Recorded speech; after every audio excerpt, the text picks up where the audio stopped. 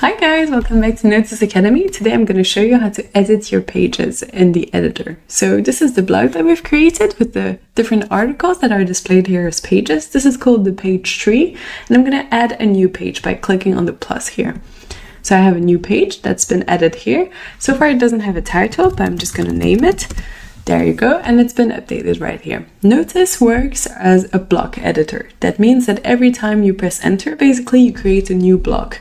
So you can just create a block of text by just typing something, for example, or you can add more specific blocks. So you can either press on the plus right here, or you can just type /. This is a shortcut, and you have the list of all the blocks that are available.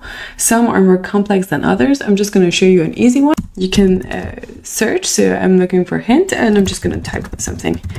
There you go. So I have my two blocks. You can also edit like in normal text editor. You have a few options here by highlighting it. I'm just going to underline it. There you go. So I have two blocks on my page. I'm saying it looks good. I'm going to go back to my page tree. Let's say I want to move my page. I can just drag and drop it. I'm just going to put it here, I've decided.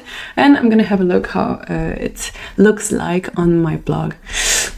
Looks weird. It's different to the others. To customize what your page looks like, I can just click on the 6 dot icon right here, and I have a few options. You can duplicate, delete.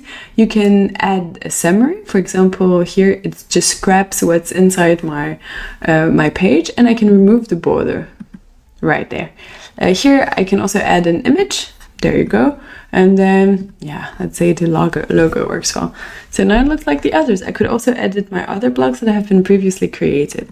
There you go, you've created a new page. In the next video, I'll show you a bit more complex options. See you soon.